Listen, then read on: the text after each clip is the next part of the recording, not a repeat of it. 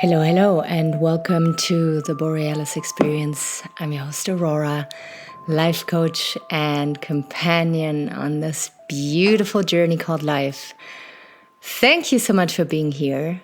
Thank you so much for spending some time with me today, for putting some time aside for yourself to reflect about yourself, your behaviors, your decisions.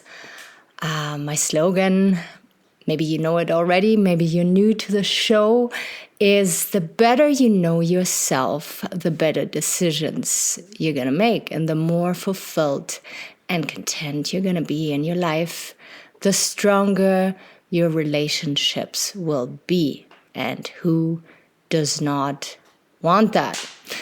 Unfortunately, we're not born with a manual. So when we grow up, our parents do their best to their abilities.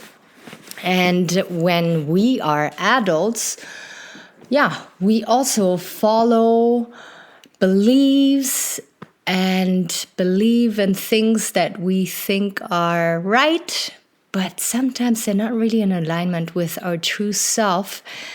And when we engage on these paths that are not in true alignment with ourselves, we can feel confused, lost, stuck. We can become sick even, not only in the mind, but in the body. So what I'm trying to do here is to reconnect you to yourself, remind you of who you are, and provide you with tools that I was given when I felt lost and disconnected and stuck.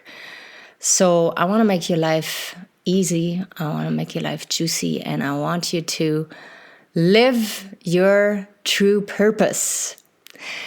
Today, I want to talk about anxiety and how to be less anxious. Why do I feel I can talk about anxiety? Because, well, you guessed it right. I'm struggling with anxiety, and I think we all do to some degree. I'm not a special case. I'm not unique.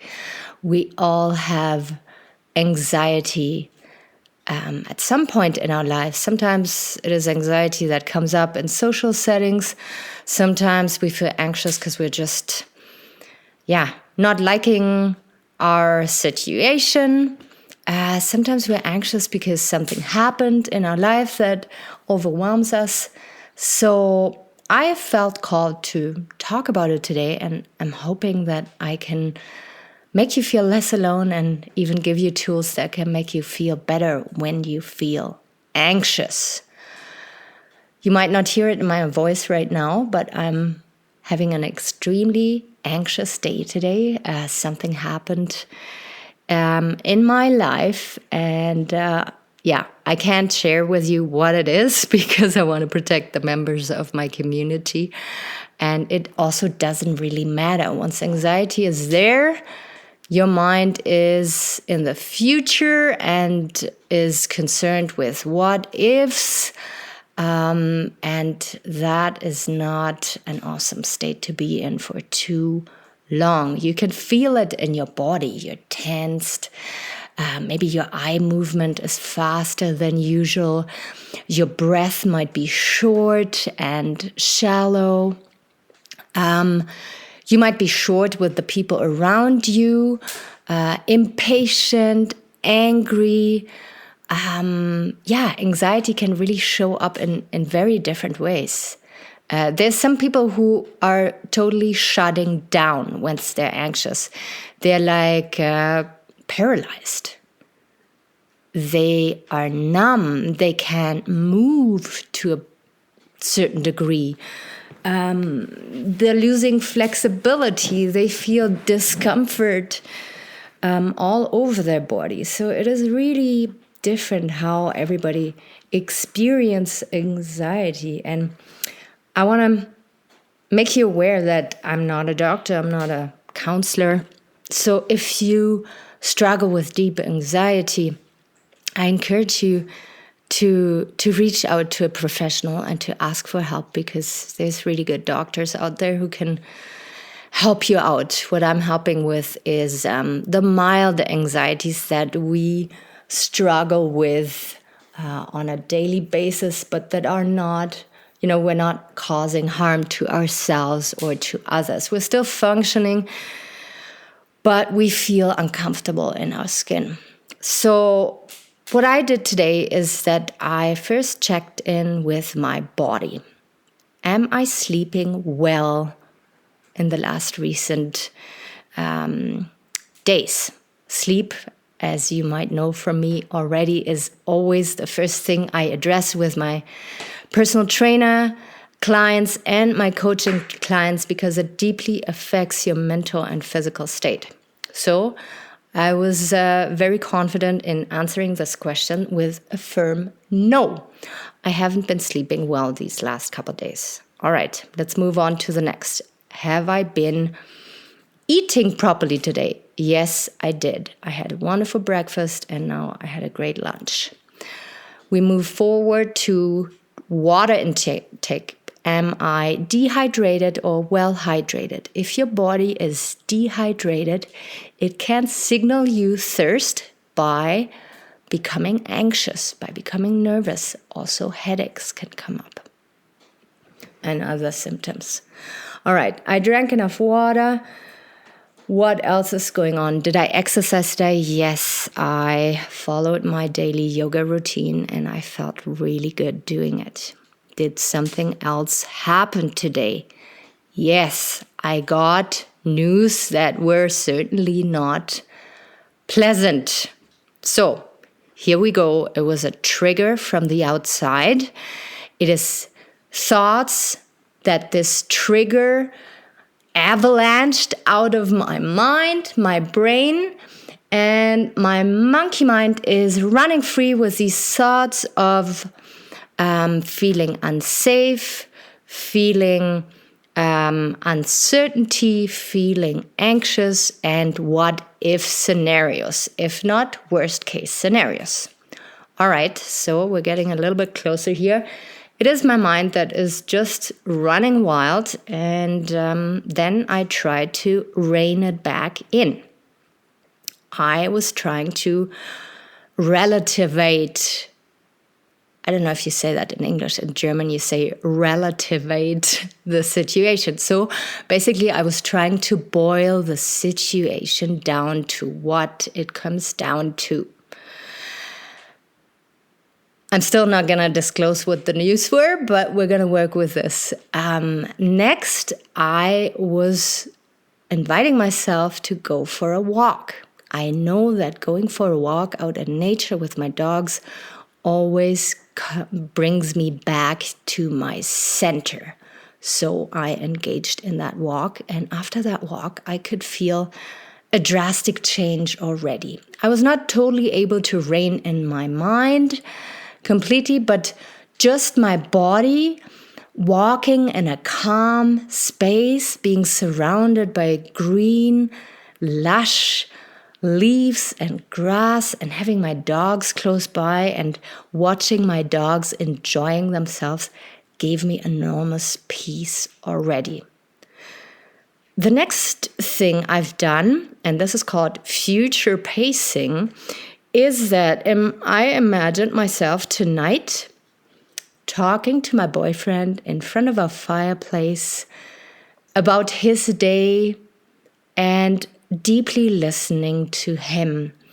We have a little ritual that when we come home, we have some time for ourselves, be it shower or not. Sometimes we don't have time for ourselves, and we talk right away about how our day was and share all the dirty details with each other. And this is just extremely beautiful because even though you are apart, at the end of the day, you feel like you were with the other person and they bring a certain energy back home and share it with you, and you do the same with them. It is extremely calming for me. Now, if you don't have a partner, if you live by yourself, then I invite you to imagine a super peaceful situation that you want to see yourself in a couple hours down the road.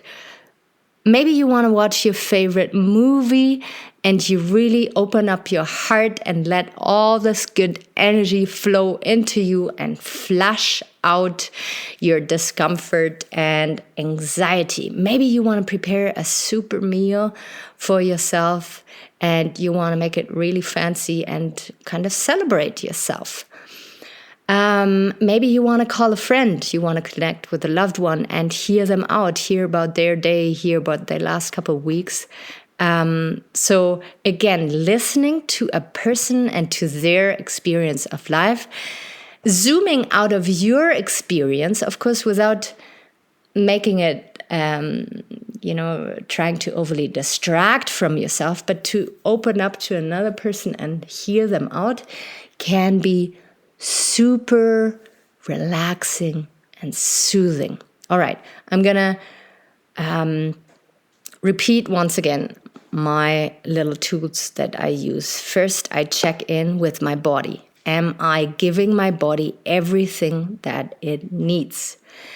Second, I try to be a little detective and find out when did my anxiety kickstart? What was the trigger? I go back to that point and then decide, okay, what am I going to do with myself now? I want to engage in activities that make me feel good.